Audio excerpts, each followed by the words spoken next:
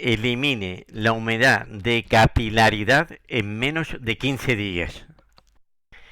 Si en tu casa de planta baja tienes humedad como las de esta fotografía, te voy a explicar en este vídeo, paso a paso y con detalles, un sistema fácil, económico y eficaz que en menos de 15 días desaparecerá y te sorprenderá.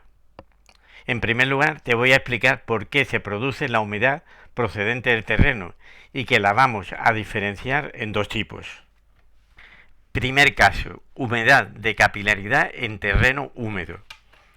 Aunque el nivel freático se encuentre a una cota inferior a la base de la cimentación, también se puede producir humedad de capilaridad en los muros, ya que el agua asciende a través de las tierras. En el terreno se encuentra agua higroscópica, que es la absorbida por los granos de tierra, y también la pelicular, que es la que envuelve los granos. Los muros muy gruesos, al absorber mayor cantidad de agua, precisan mayor superficie para su evaporación, y la humedad alcanza en ellos mayor altura. Y si está ejecutado con materiales que contienen capilares muy finos, la humedad alcanza mayor altura. La humedad suele surgir cuando en un elemento penetra más agua que la que es capaz de evaporar, produciéndose en su recorrido un flujo que lo deteriora. A la altura donde llega la humedad se la conoce como nivel de humedad o nivel de evaporación. En esta fotografía se puede apreciar una humedad de capilaridad que ha surgido en un muro con cimentación en terreno húmedo, que siempre es más baja que cuando la cimentación está introducida en agua. Si en el terreno existen sales, en nivel de evaporación suelen surgir eflorescencias, y por muchas veces que se elimine, volverá a surgir si no se evita la humedad. Segundo caso, humedad de capilaridad en terreno inundado. Si la cimentación se encuentra introducida en agua a una cota inferior a la del nivel freático, entonces la humedad asciende a una cota más alta y la densidad de la humedad se va reduciendo hasta llegar al nivel de evaporación, como se indica en la figura y se puede ver en la fotografía. Esta humedad, al existir todo el año, se le llama humedad residente, ya que siempre ha sido más difícil de eliminar. En esta fotografía podemos ver cómo este tipo de humedad alcanza bastante altura. También tiene el inconveniente de que al introducir bastante agua vaporizada en el recinto, suele ocasionar humedad de condensación, al mismo tiempo que deteriora las pinturas. Cuando es muy acusada, hay veces que surgen mohos, esporas y hongos, que pueden ser los desencadenantes de enfermedades reumáticas, alérgicas y asmáticas, sobre todo si surgen en zonas de dormitorio. En los rincones, al tener menor ventilación, la humedad sube a una cota más alta, como podemos apreciar en esta fotografía. Cuando se colocan aplacados al paño, la humedad sube a una cota más alta, por efecto chimenea, como podéis apreciar en estas fotografías. En estos muros, el continuo paso del agua ha deteriorado el mortero de las llagas de los ladrillos y lo tienen que ir restaurando cuando se encuentran en peor estado. En la figura se detalla cómo las llagas de los ladrillos quedan vacías y en las paredes se puede ver el estado de las llagas y de los ladrillos. También deterioran los ladrillos que están poco cocidos y los enfuscados se desprenden. Cuanto más agua exista en el terreno y más ancho sea el muro, más agua absorbe y la humedad llegará a una cota más alta, ya que precisará mayor superficie para su evaporación y al tener más recorrido, mayores serán los daños. En un muro de un pie, esta humedad suele llegar hasta 1,5 metros de altura, mientras que en muros muy gruesos puede llegar hasta 3 metros de altura. Proceso para eliminar la humedad de capilaridad en menos de 15 días. Voy a explicar paso a paso y con detalle el proceso a seguir. Primero, realizar un taladro de diámetro 12 centímetros en la base del muro exterior sobre el nivel de la solería a una altura de unos 10 centímetros para la entrada de aire y colocar una rejilla fija. realizar otro taladro en el muro de diámetro 12 centímetros para la salida del aire a una altura de 220 centímetros, que debe quedar desplazado 30 centímetros del taladro inferior para que no quede en su vertical, y se le colocará una rejilla abatible para que se aprecie cuando fluye el aire.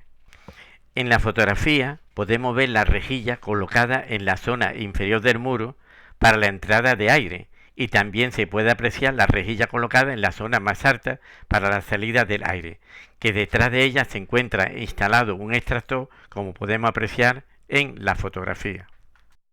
Segundo, realizar por el interior del edificio y paralelo al muro una excavación de ancho 20 centímetros y profundidad 20 centímetros como mínimo. Tercero, en la zona excavada, eliminar el enfoscado y dejar el ladrillo visto. Cuarto, realizar medio tubo de dimensiones interior con una altura de 15 centímetros y ancho 7 centímetros, con el material que se desee, como puede ser de PVC, metacrilato, fibrocemento, etc. Quinto, realizar una ranura con una profundidad mínima de 1 centímetro. A continuación, introducir en la ranura el borde de medio tubo que se puede fijar con mortero. Sexto, os presento una planta con los muros de una vivienda de cómo se puede realizar la instalación, que para que funcione correctamente solo puede tener una entrada de aire y una salida, aunque si se desea se pueden colocar varias entradas con sus salidas correspondientes. La instalación solo precisa colocarse en un lateral del muro, pero a partir de un ancho de 50 centímetros se debe colocar en los dos laterales para que sea más eficaz. El séptimo, cubrir la instalación con la solería. Octavo, al final de la instalación colocar en la salida del aire un extractor silencioso con un conmutador horario para que funcione solo desde las 10 a las 22 horas, que es cuando el aire exterior suele estar más caliente. Al pasar el aire por la base del muro, evapora el agua que intenta ascender, y la humedad existente al descender desaparece, pero no porque se evapore, que es más lento, que es lo que sucede con otros sistemas, en los que hay que esperar a que el agua en el muro se evapore. Si se trata de zonas con temperaturas muy bajas, donde nieva con frecuencia, es conveniente colocar en la entrada de aire una resistencia eléctrica para que en los días más fríos penetre el aire más caliente.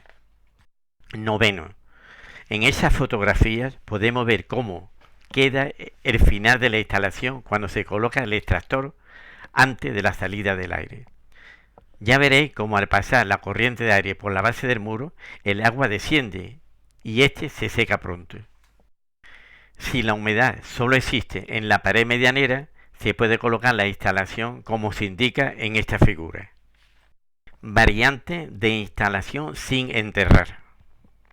En caso de no desear realizar la excavación o no es posible enterrar la instalación, se puede colocar el medio tubo como plinto y al llegar a la puerta introducirlo en el terreno como se indica en esta figura.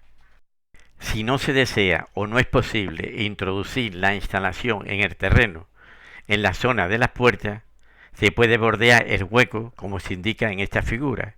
Esto encarece la instalación al aumentar su longitud. Si se desea colocar el medio tubo como plinto, es preferible que sea estrecho y alto, para que quede menos saliente, y unas dimensiones aceptables sería como el de la figura, que al introducirlo 1 centímetro en la pared quedaría saliente solo 3 centímetros. Confío que este vídeo os sea de utilidad. Seguiré subiendo más vídeos de problemas en la construcción con posibles soluciones. Os presento las portadas de los libros que he publicado para que os sirva de referencia por si queréis proponer temas que os interese y darle preferencia en los siguientes vídeos. Ya sabéis que podéis suscribiros a este canal y seguir recibiendo todos los vídeos que realice.